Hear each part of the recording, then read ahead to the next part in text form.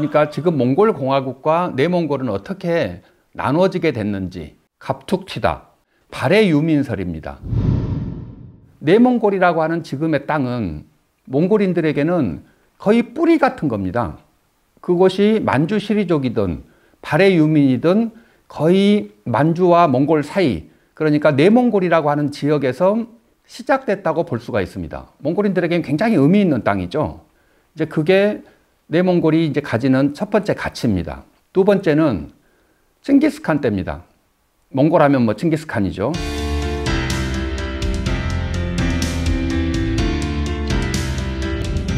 칭기스칸이 1206년에 몽골 제국을 세웁니다. 이제 몽골족을 다 통일했다. 그러니까 내가 칸이 된다라고 하는 칭기스칸이라는 이름을 얻는 게 이제 1206년인데, 그렇게 하고 나서 서하라고 하는 지금 중국의 서북 쪽에 있는 곳, 그 서하를 공격하기도 하고 뭐 다른 데를 세계적으로 뻗어 나갑니다. 그 중에 하나가 금나라, 중국을 향해서 내려오는 거죠. 1211년 이제 이럴 때 중국 침략을 처음 중국을 침공을 하게 되는데, 거기에 크게 두 개의 세력이 내려갑니다. 하나는 칭기스칸의 좌보르초 우모칼리라고 말씀을 드렸던 그 오른팔인 모칼리에게 만호를 주어서, 그러니까 10,000명의 군대를 주어서 금나라를 공격하게 만듭니다. 그 모칼리가 권황제란 이름으로 황하 이북의 땅을 다 점령을 해서 관리를 하죠. 그리고 바로 그 위쪽에 지금의 만주라든가 내몽골 지역은 칭기스칸의 막내 동생 오치긴이죠. 이 막내 동생과 그 위의 동생 해가지고 영지를 나눠줍니다. 땅덩이를 나눠줘야 되니까 그 영지를 나눠줍니다. 그거를 이제 동방삼왕가 이렇게 부르는데요. 동방삼왕가와 모칼리의 군대들이 그 지역을 차지하고 있습니다. 그러면서 몽골이면서 세계를 지배하는 어떤 한 중요한 위치에 있었던 것이죠. 특히나 이제 중국을 공격하는 것은 매우 중요한 일이었기 때문에 당시에 만주 그리고 내몽골 지역은 또 칭기스칸 시대에도 굉장히 큰 의미를 갖는 땅이었습니다. 그리고 이제 역사가 흘러서 칭기스칸의 손자인 쿠빌라이 칸 때로 이제 옵니다.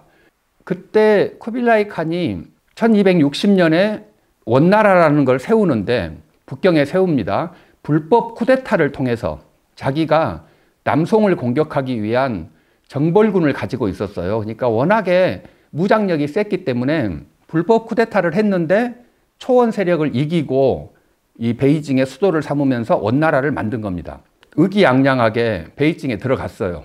그래서 원나라를 세워서 들어갔는데, 이게 너무 베이징이라는 데는 답답한 겁니다. 그 자금성, 지금의 자금성은 물론 명나라 때 지은 겁니다.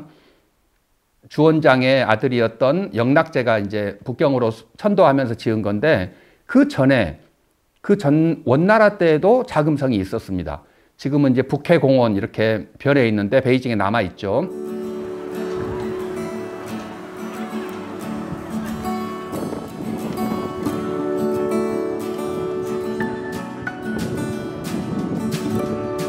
그 자금성에 들어갔는데 숨이 막히는 거예요. 초원에서만 살던 사람이 거기 살려니까. 그래서 그 좋고 넓은 궁을 두고 그 궁 정원에서 몽골 텐트, 게르죠. 게르를 쳐놓고 이게 쿠빌라이 칸은 살았다 그럽니다.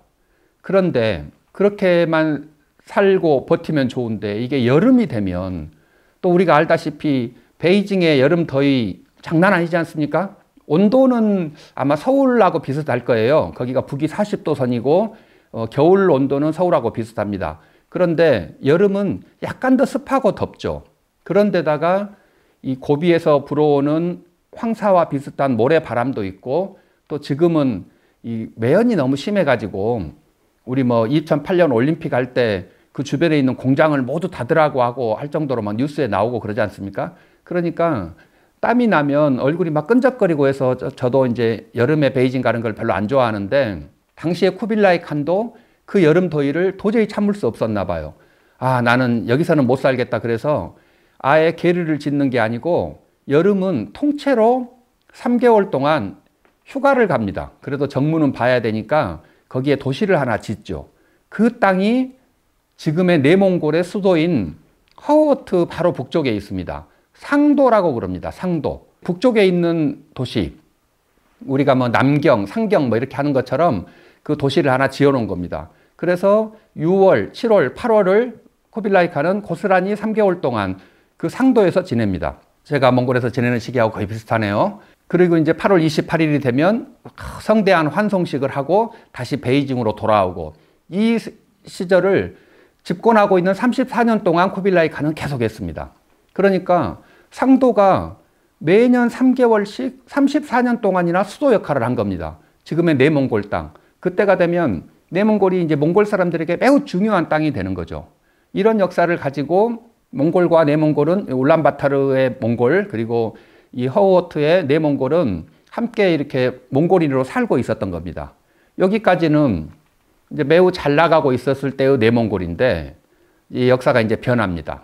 그 내몽골의 상도가 얼마나 화려했냐 그러면 그거는 기록에 남아 있습니다.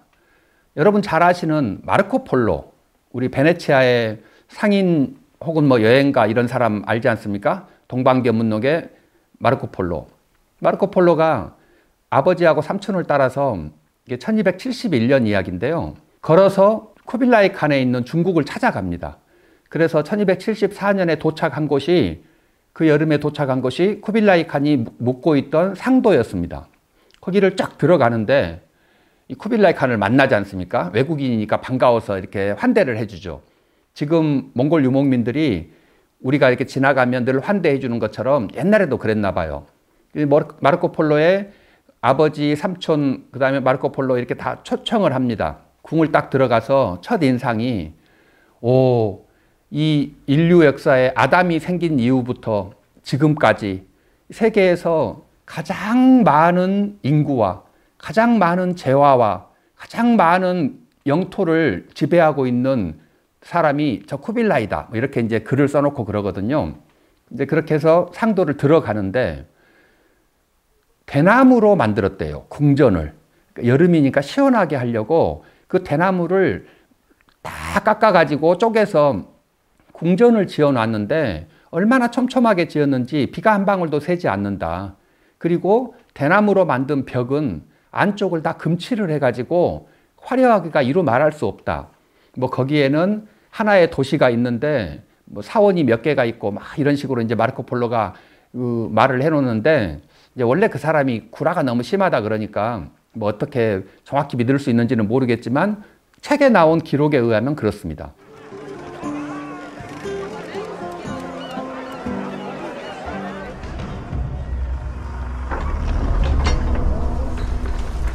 Bow before me and pledge his fealty to me. As for your merchants. 상도가 그렇게 화려했고 아름다운, 그러니까 인구가 많이 살고 있는 도시였다는 겁니다. 제가 내몽골 갔을 때는 조금 쇠락해 가는 느낌이 굉장히 많이 들었었는데, 그때는 오히려 반대로 마구 부흥해 가는 아마 그런 몽골인들의 중심지 중에 하나였던 곳이 지금의 내몽골 땅입니다. 이제 그런데 이렇게 영화만 있는 것이 아니고 역사가 변합니다. 쿠빌라이가 세운 원나라는 108년, 그러니까 1260년에 세운 이후에 108년 만에 망합니다.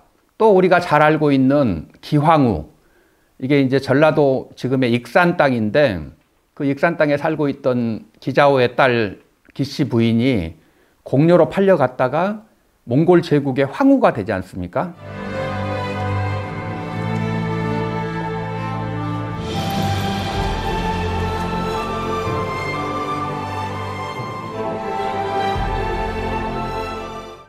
그 황후, 그러니까 황후가 되려면 황제가 있어야 되는데 그 황제가 토건 테무르칸인데 몽골이 망할 때 35년 동안 집권을 합니다. 그렇게 하고 망하는 거죠. 말년에는 거의 기황후가 정권을 휘둘렀다고 하니까 기황후의 공도 참 많았을 거라고 생각을 하는데, 이 기황후 때 이제 몽골이 망합니다. 1368년입니다. 원나라라고 하는 그 거대한 제국, 3300만 평방킬로미터, 우리나라가 10만 평방킬로미터니까 330배입니다. 모스크바에서부터 지금 여기 동쪽에 있는 바닷가까지, 그리고 베트남에서부터 저 위에 있는 시베리아까지 유라시아 대륙 전체를 장악하고 있던 그 원나라라고 하는, 물론 이제 4대 칸국까지 포함한 겁니다. 이 원나라는 겨우 108년 가고 망하는 겁니다. 몽골 사람들이 이제 주원장에게 쫓겨서 만리장성 너머로 다시 돌아갔죠. 본인들은 망한 것은 아니고 북쪽으로 돌아간 거니까 북귀라고 이제 불렀습니다. 이 북귀가 돼서 북원이라고 하는 몽골의 이제 지지부진한 역사가 계속됩니다. 그거를 토목의 변이라고 하거든요. 중국의 황제를 직접 잡은 최초의 사건이니까 강희제, 옹정제, 걸륭제라는 걸출한 스타들이 한꺼번에 나오게 된 거죠.